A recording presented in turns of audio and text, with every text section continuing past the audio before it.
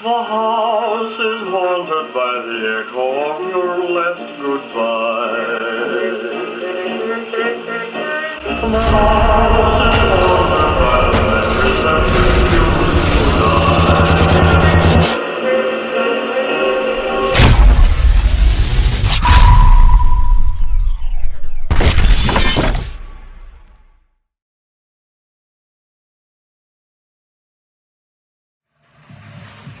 Hi guys, this is David with Halloween 24/7. Today I'm going to go ahead and make a silicone mold for this little saucer here. This saucer is a piece that's going to be for this skull to make a nice little planter. So I'm going to do the skull later because it'll be a little bit more time consuming, but I figured I could go ahead and get this saucer knocked out today. So I'll show you how I'm going to do it. So I've got my hot glue gun here. It's heating up, should be ready shortly. I've got some of this aluminum flashing that I bought at a hardware store. I've already cut it to size. I like to use this. It's pretty handy because basically you can put it around your piece, get just enough around the edges of it, and squeeze it in and make it just right for your piece. So I'm going to take a nice little piece of tape here and tape the outside. You can also use foam core or anything else that you need to dam this thing up, but this is a pretty handy dam just for the edges.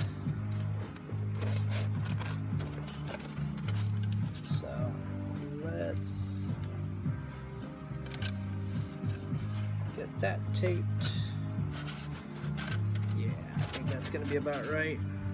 I'm not going to tape the inside because some silicones do not like the adhesion of tape and won't set.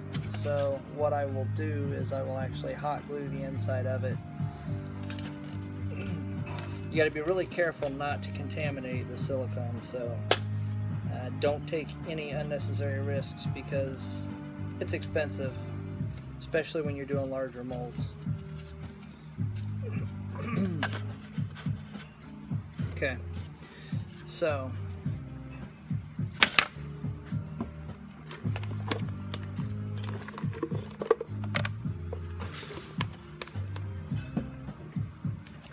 I'm going to go ahead and take this and put the hot glue along the seam here.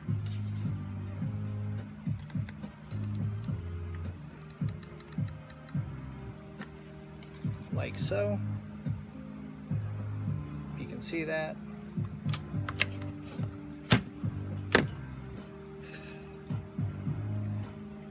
I am going to go ahead and put a little bit of hot glue on the bottom here. Don't put too much on the bottom of your piece. Unless you're intending to seal it down to the foam core, because if you put too much on it, it will be a real bear to get off, and it's going to stay stuck to the bottom of your piece if it's a 3D print, because that texturing likes to really grip the bottom of it. So the hot glue has set.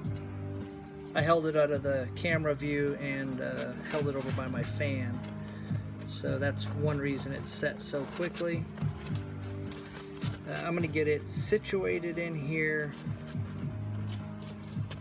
so that it will be just the right distance from the edges. So yeah, so that should work right there. So once I've got it situated, I will apply a little pressure from the top here.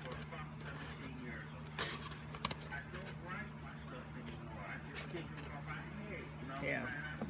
So I'm going to go ahead and just put a few spots in here just to get those to set up so that it's going to hold this in place.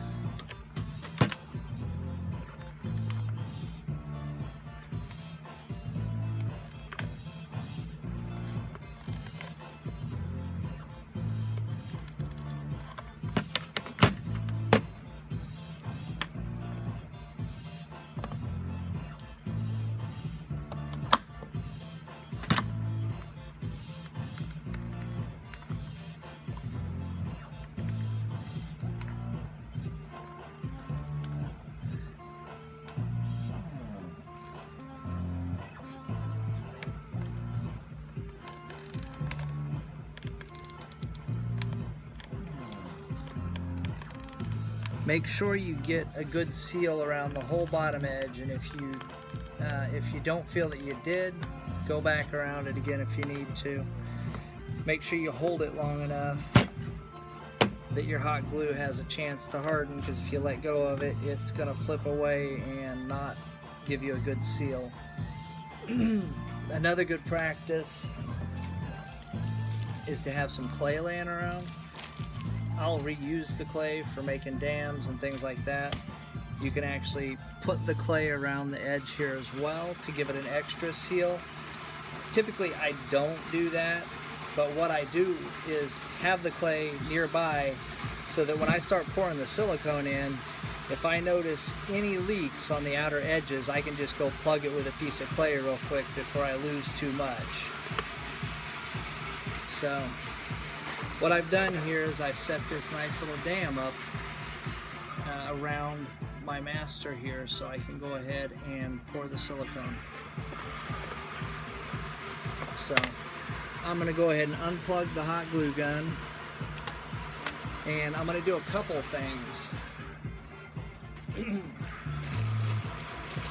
One thing I'm going to do first is I bought a bag of beans. I'm going to use these beans to calculate my volume so that I'll know how much silicone I need to mix up. The beans aren't necessarily the best way. BBs and things like that are probably better because the BBs don't chip and don't have all of this extra material and dust.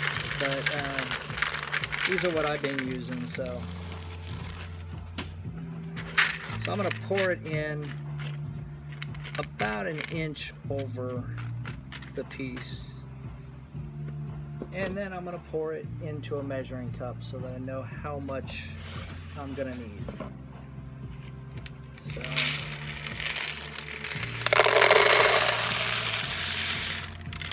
So make sure you get them all out, because if you do not, they will become a part of your piece and might mess things up.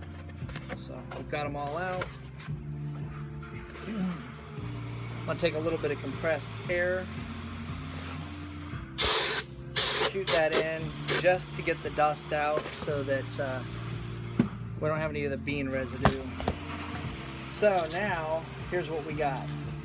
We've got about 18 ounces. So that means we are going to need about 6 or 7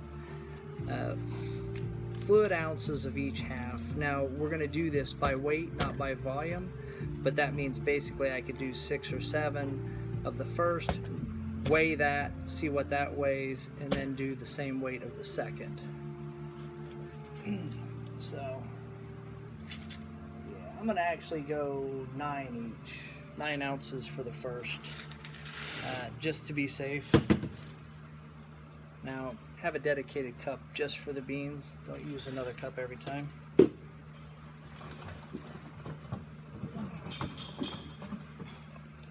So I've got a cup right here.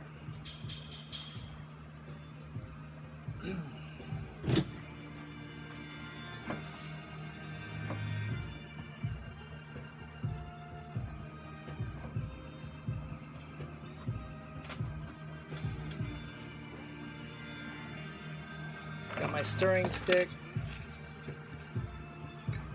Got some nitrile gloves. Make sure they're clean. You don't want to cross-contaminate anything. Don't use latex gloves, because latex gloves will inhibit the silicone from setting up. So before we get too far, I am going to spray in some mold release. So here I've got some 33 Petro release. I get this from Brick in the Yard Mold Supply. Alright, so I'm gonna have to backtrack a little bit here. My little bead on the inside when I was bending this came loose. So I'm going to have to plug my hot glue gun back in again and redo that bead. I think what I'll go ahead and do is I'll squish a little bit here on the back, and that way it'll stay adhered a little bit better.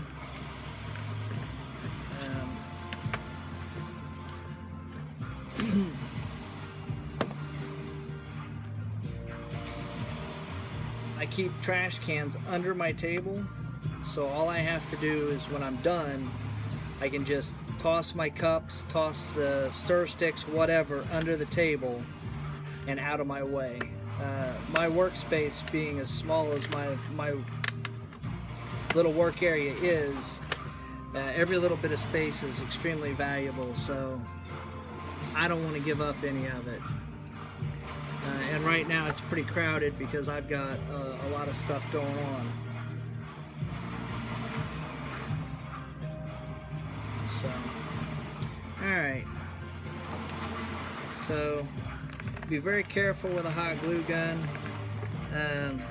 I've burnt myself plenty of times and it pretty much sucks. It's smart to keep a cup of ice water around so that you can dip your hand into it if you happen to get burnt. I'm not that smart, so I don't. So now I'm going to do the same thing. I'm going to apply that bead along the seam and get that sealed up again. And I'll do a little overlap here just to maybe try to keep that in.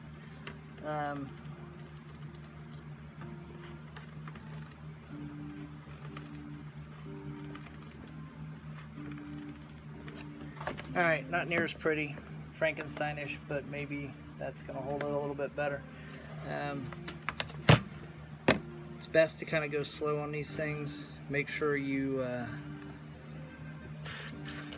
have everything in order before you go too far. So I'm going to double check down here since I've shifted this around a little bit and make sure that none of that broke free. This seam down here is still good. Now this is set enough that it's a little sticky and stringy, but that's alright. Now I'm going to spray mold release. So what the mold release is going to do is help keep the silicone from sticking to the foam core and the aluminum a little bit, and of course also the master, so that it'll be easier to pull this thing free here in a little while.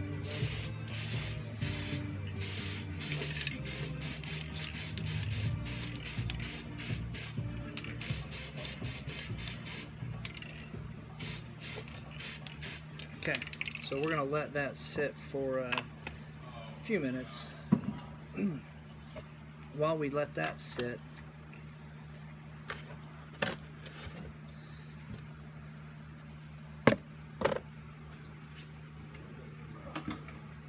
I'm going to grab my scale and we can at least go ahead and pour part of our silicone into the cup here.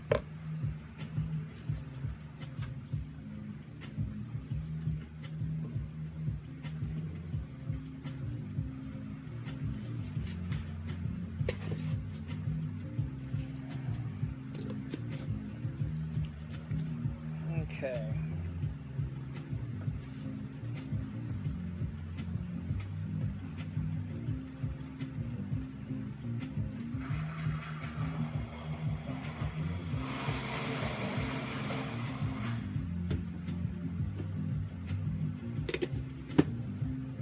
So I'm just prepping things a little bit here.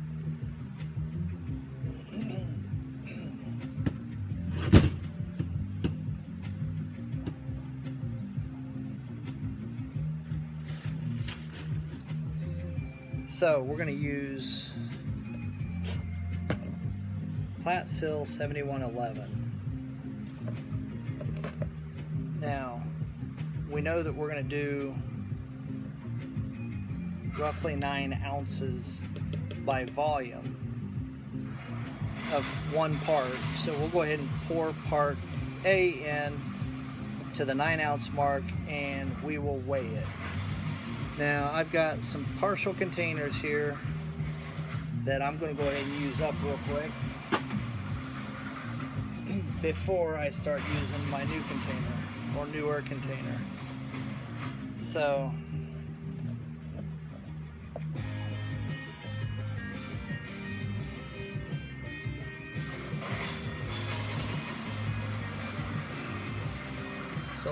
looks like this may actually take us to about 8.5, maybe 9 ounces. It may actually take us to the 9-ounce mark.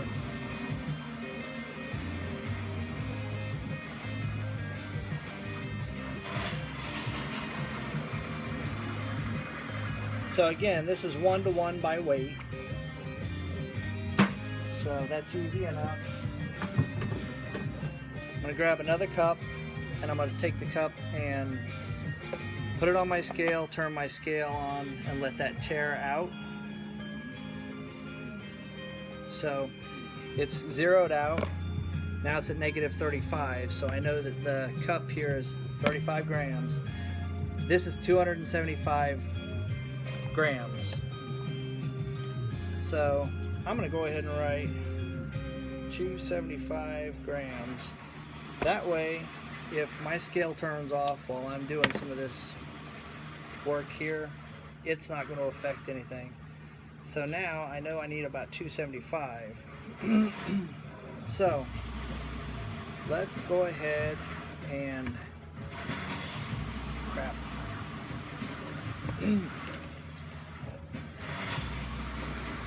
drop the cap in the silicone, fish it out, because that's what you do when you're on camera.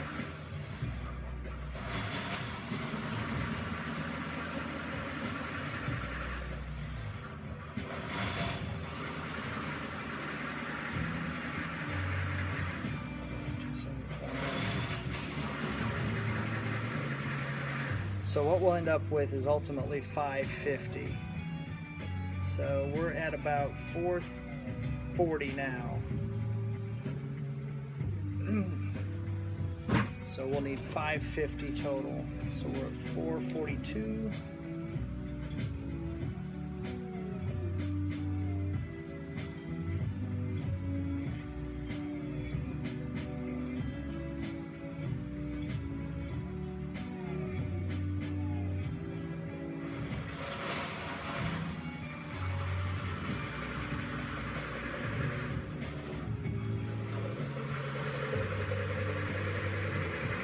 We're at 530. So I'm going to go ahead and take my newer container and finish this off. So we need about 19 more grams.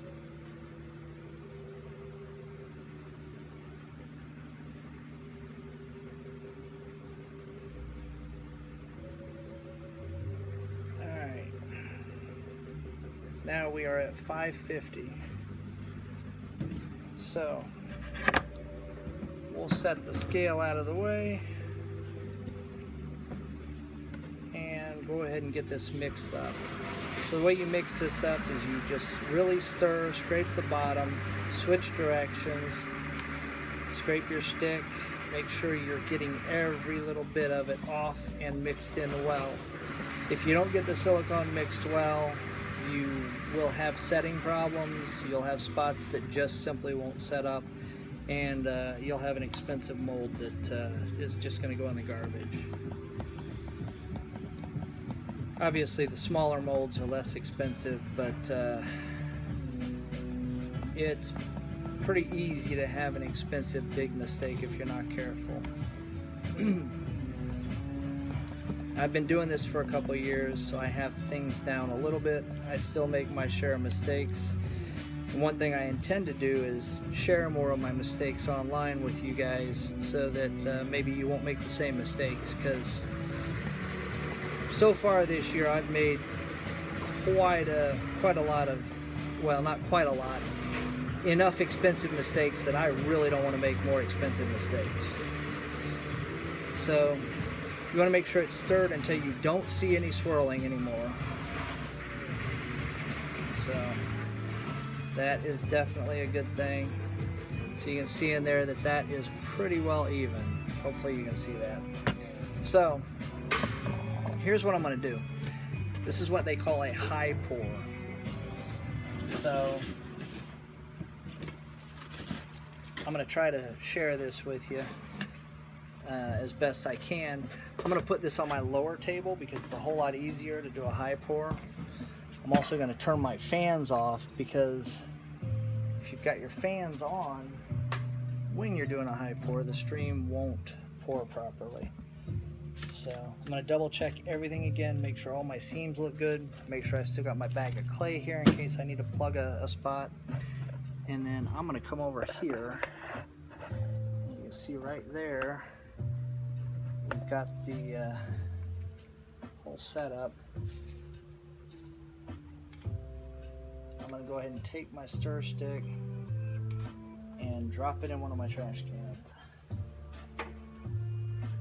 So what you want to do is you want this to go to a lower area in your mold. I'll see what I can do here to capture that for you guys so you can maybe see it. I'm probably going to go ahead and start out in the center just a little bit. And then I'm going to work my way to the edge. So I'm going to raise this up so that I have a thin stream. And by doing a high pour like this, the bubbles will pop on their way down and you'll have less to worry about as far as defects on the surface of your pieces. So I'm not moving the resin or the silicone around, I'm just leaving it in a single spot, letting it work its way around the master. And I hope you can see this because I can't see what I'm recording right now. So I'm going to slow down that stream a little bit so that I don't get any bubbles. You can see a few bubbles in there, but this is pretty runny stuff. So with it being so thin,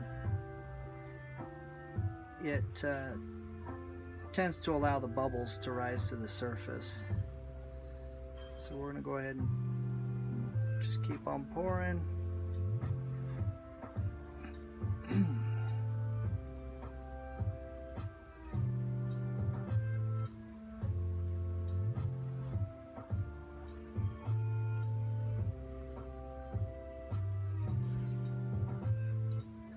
Alright, so we've now encapsulated the piece. Now let's see here. Since I was trying to do a lot of things all at one time, I'm going to check with my finger here and see how far down I am. So I'm a good ½ inch down. Typically I wouldn't do that, but I was trying to do too many things here at once, so I wasn't really paying attention to how far over that went. So, you know, by it going about a ½ inch over, that's pretty good. That'll work for us. That'll make a decent sturdy mold and not waste a lot of material. So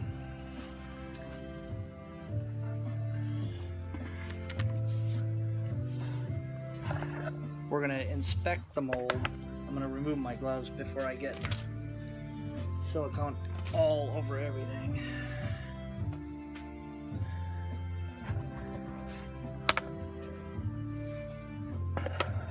So here's what we're going to do.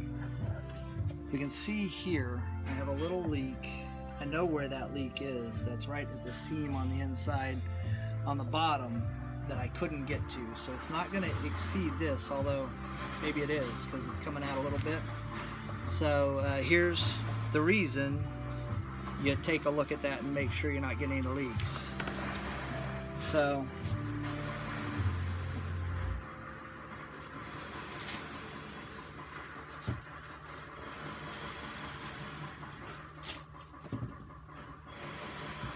I'm going to grab my clay. Make sure the clay that you get does not have sulfur in it. If it has sulfur in it, it will inhibit the silicone setup. I'm going to excessively go around it here. Be careful not to push too hard, because if you push too hard, you'll break the seal around the piece, and then your dam is going to come up and you're going to have a much bigger problem on your hands. So easily press it around, that way it won't leak out. So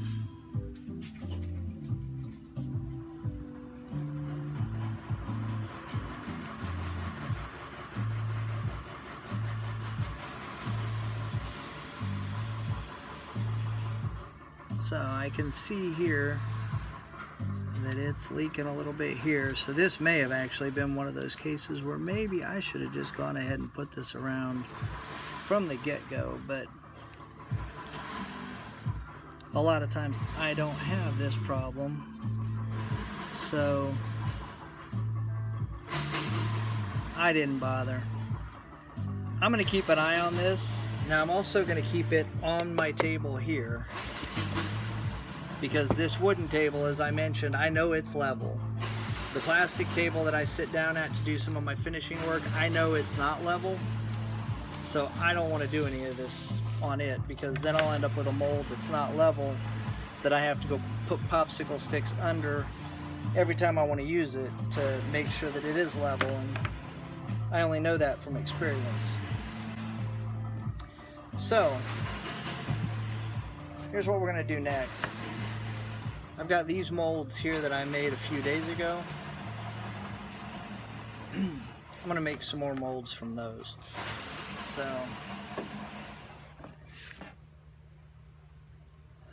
Let's see.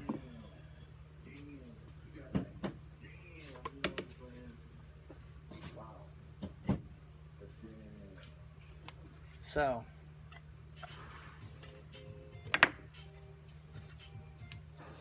I've got a couple zombie heads here that I'm using to make keychains out of, and then I've got a bat skull cameo and a bat skull keychain.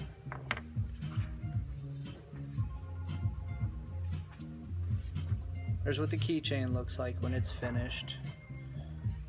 There's what the cameo looks like when it's finished, but it's not mounted. So, still got my hot glue gun plugged in. Paper plates, plastic plates. I like to use these because they're pretty easy. They've already got a little edge, so if you get any leaking or anything, you don't have to worry about it going anywhere. We won't have any leaking though. I've used these quite a bit. I store them in my shop face down. The reason for that is because everything's dusty around here. This is a shared space. People are sanding, people are doing a lot of stuff that makes a lot of dust. So I don't want dust on the top surface, I want it on the bottom surface. I recommend doing that anyway. So I store all my cups face down. So here's what we're gonna do. We're gonna put a little bit of hot glue on the bottom of this. Again, not too much, because it'll be a real bear to pull that off. Now, I basically went ahead and painted the bottoms of these so they aren't near as difficult as if I didn't, to remove from the plate and to remove the glue from it. But I've had it in the past where you pretty much have to scrape the bottom of it with an X-Acto knife to get your piece to come free. I'm going to use these cups as my dam, and for these little heads here, this one's actually got a little glue from last time.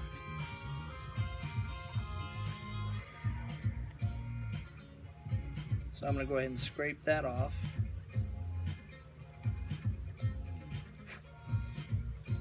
Put a little dot here on the bottom. Drop him down. And then this one also has a little glue on it.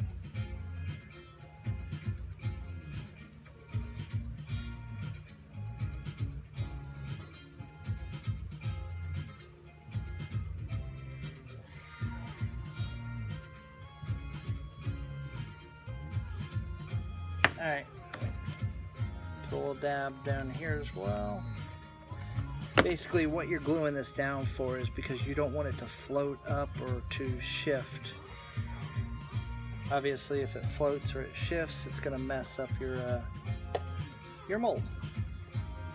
Now, I'm going to take the cup, take my X-Acto, and I'm just going to slice the bottom off. Don't worry about it being a neat cut. These cups are really cheap, so they tend to split pretty easy. It's the only word of caution I've got for you. I like these cups because they have these little lines on them. I can use those to measure things with. I'll show you what I do there shortly. I'm going to turn my fans back on because I'm dying. It's hot.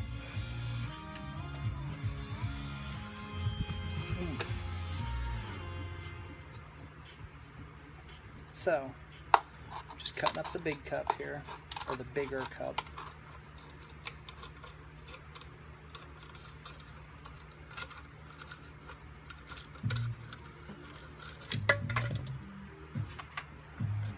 Again, trash can under the table, and mine are actually just buckets. So, all right.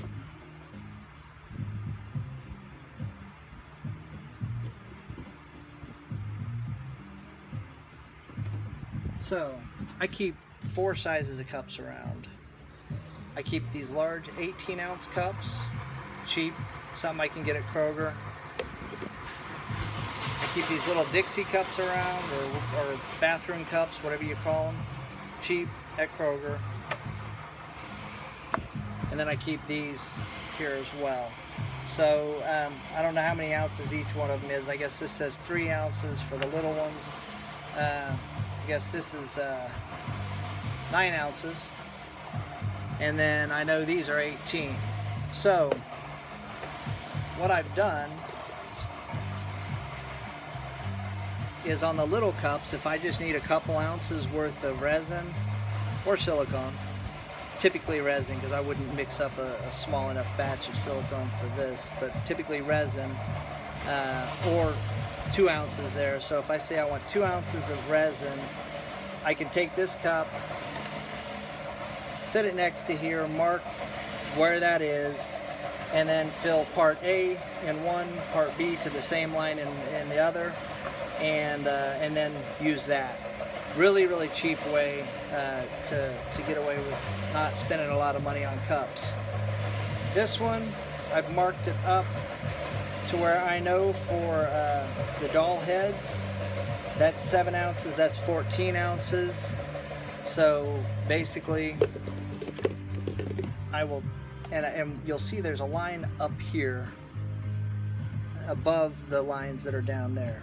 What this is I put this in here, and that accounts for this little gap down here. I can mark here, and with the resin, I know part A, part B, mix it and pour it, and I'm going to be golden.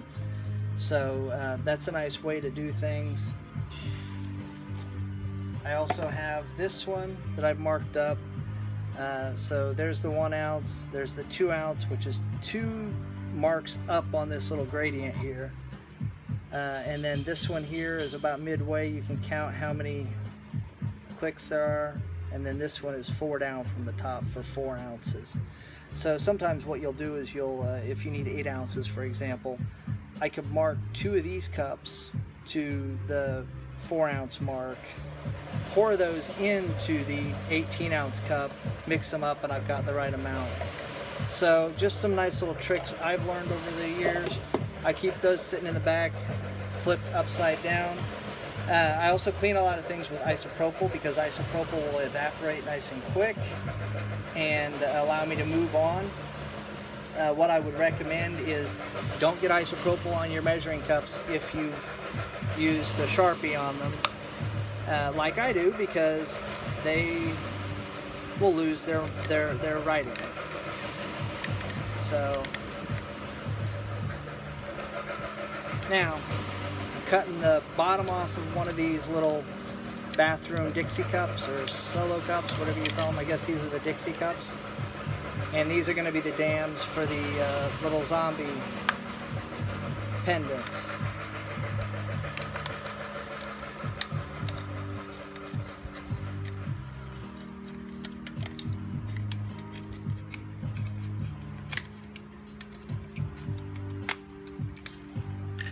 There we go. Now, same thing. I'm going to double check this other mold here, make sure that we don't have any more leaks. Everything looks okay. It looks like it's all staying in there. So,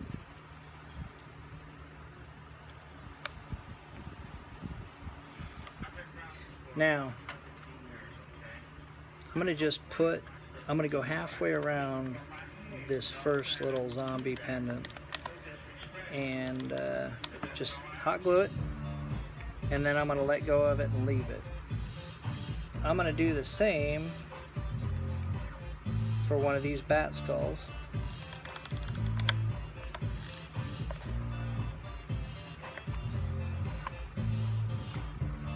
Now, one nice thing about having shelves all around is I can keep a lot of things within arm's reach.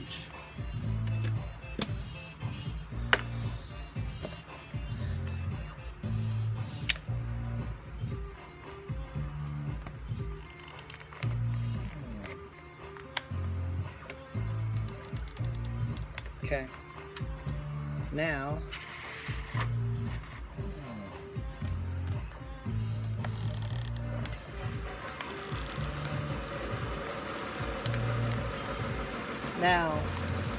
one thing that's really nice about having your own pieces is you can make a bunch of molds. So I'm making the second mold for these bat skulls.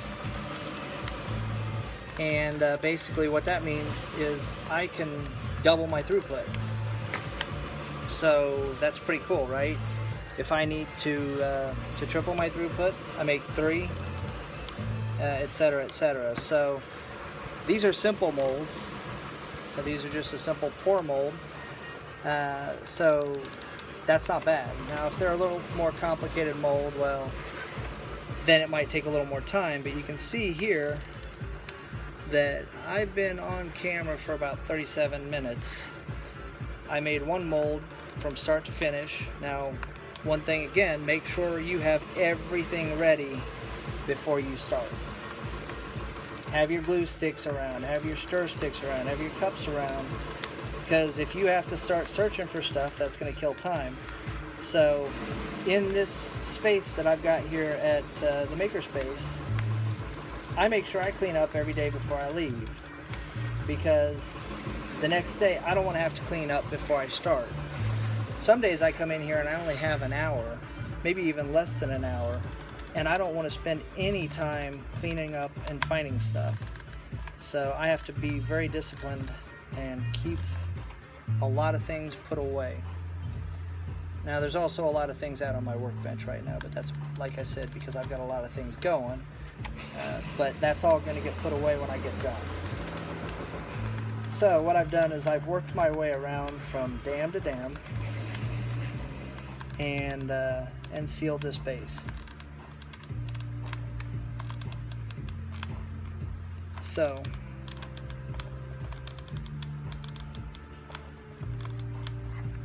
So here's what I'm going to do. I'm going to double check this and make sure everything looks okay. I think everything looks pretty well sealed. So I'm going to let those set for a minute. And basically, instead of pouring the beans in and measuring it, I'm going to go ahead and just do some quick math. So we know that these are 3 ounces, right? We're going to need 2 molds, which is going to be roughly a total of 6 ounces. So we know that there's going to be 6 there. So that'd be 6 total, not 6 for part A and then 6 for part B, right? So I'm going to write 6 ounces on a piece of paper here. We know that these are the 9-ounce cups. Now they're not going to have to be full. They're probably going to need to be about 1/3 of the way. So let's just say 3 ounces for each one of those. So another 6 ounces, but I'm going to be a little bit safe. We know that we're also going to take up some space because we've got the master in there, so it may be less, but I've made enough mistakes where I've not mixed up enough silicone in the past and had to go mix a little more. So I'm going to say that those are going to be 8 ounces. So what that comes to is 14 ounces total. Okay? So that means 7 ounces of part A, measure the weight, and then whatever of part B. So here's these all glued and ready to go ahead and pour a mold.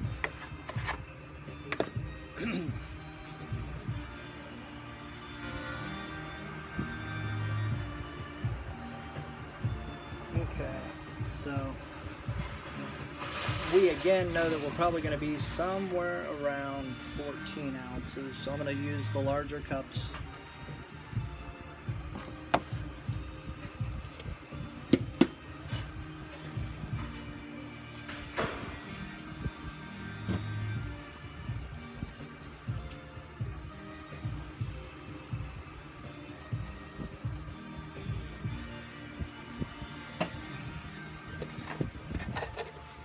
All right.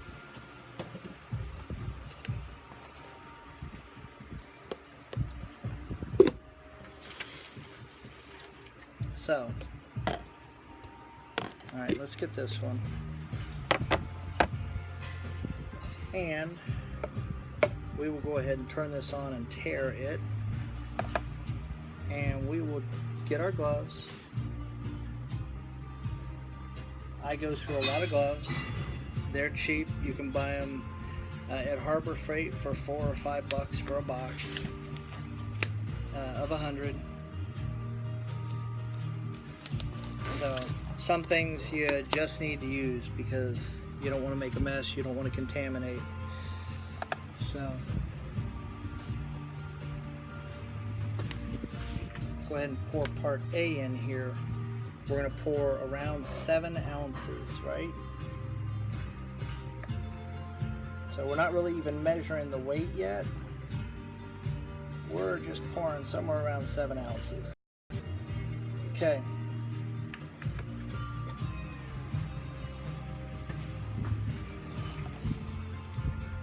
That's 230 grams.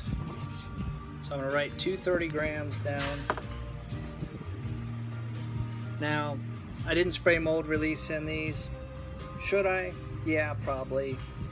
But I'm not going to today. Maybe tomorrow I'll post another video and tell you that, yeah, I should have done that. But for these little pieces, I think we'll be all right.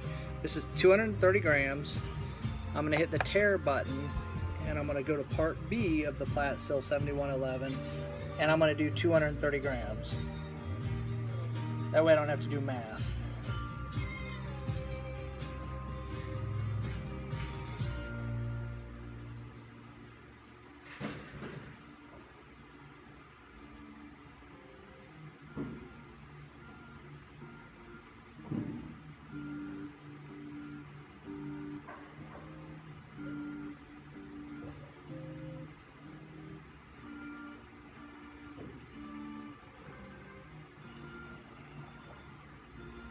Okay, we're at 230.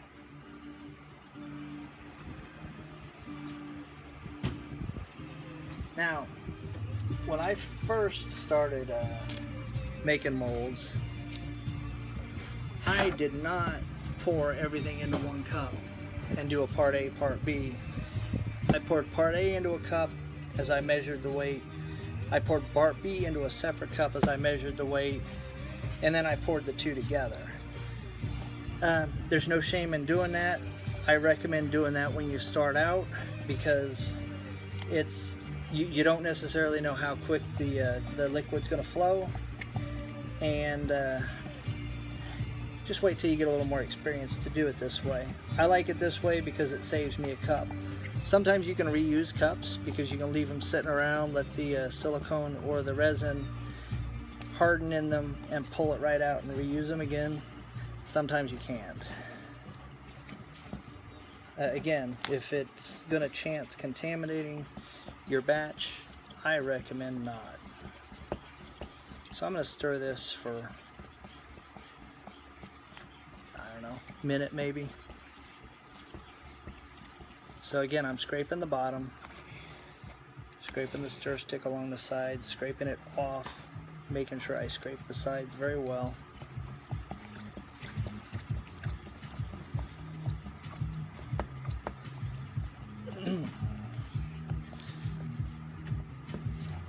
The Platsil 7111 has a pretty decent working time. I think it's got about a 20-minute working time, and you can demold after 4 hours. That's pretty good. 20 minutes is a nice working time. Most of the resins you work with are going to have less of a working time. These will probably set quicker because it's really hot in here. So I'm going to clean the stir stick off. Sometimes I'll save the stick and try to reuse it, sometimes not. So go ahead and set it over here and maybe try to reuse it. So I'm going to go ahead and turn my fan off, and again I'm going to do a high pour. So I'm not going to show you these because I want to make sure that they get set okay. But if you guys want to see a high pour, again, let me know and I'll see if I can set my camera up a little bit better. So I'm not doing this on the lower table today, or this time I should say. So you got to be really careful about some of them that have a lot of crevices. The bat skulls have the nose hollowed out, the eyes are hollowed out. You got to make sure that you go slow enough that you don't capture any bubbles in there. Let this flow into those areas.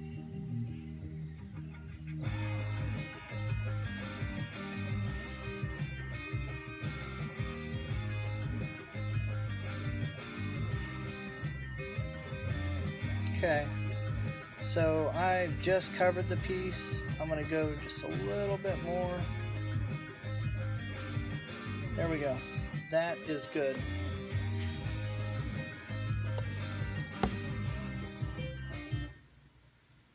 Alright, let's move on to the next one. We got one of the zombie pendants. These are really simple pieces here. They're just an egg essentially. Now the top part of this pennant, I actually have a little dimple on the front and on the back that I have to drill out after I've pulled my my resin cast from them, so that I don't have to have a very complicated mold to account for that. It's so hot in here with the fans off. Alright, and now we're going to do the cameo bat skull. I am going to go a little slower here to let this silicone work its way around. Again, I'm kind of checking the molds as we go, to the dams to make sure they're not leaking. These are not.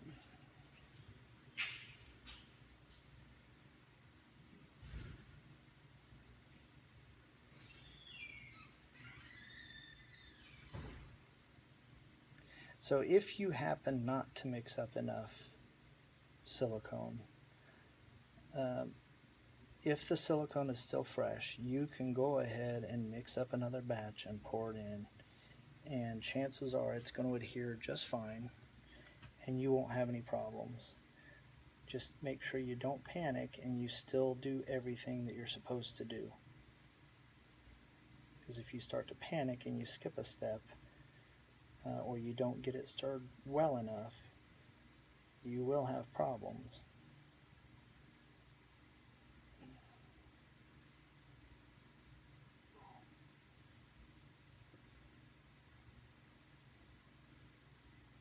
Okay, so I have a little bit left over. So I'm going to go ahead and pour a little bit more in each and make a mess. But a little bit extra is not necessarily a bad thing. Just do it to the side, that way you make sure you don't drop any bubbles down there around your piece. And there we go. So we've made some molds here. I'm not going to scrape it out of the container, and the reason you don't scrape it out of the container is because if there's any areas that are not mixed, they could screw up your whole mold. So don't scrape it out of the container, just pour what you can. So, well, I guess I will have to. There we go. So now you can see that I've poured these 4 as well. So we're going to actually just leave these set for the night, and I'll come back tomorrow and start casting some pieces. Hope you guys enjoyed this, and I'll catch you next time. Thanks.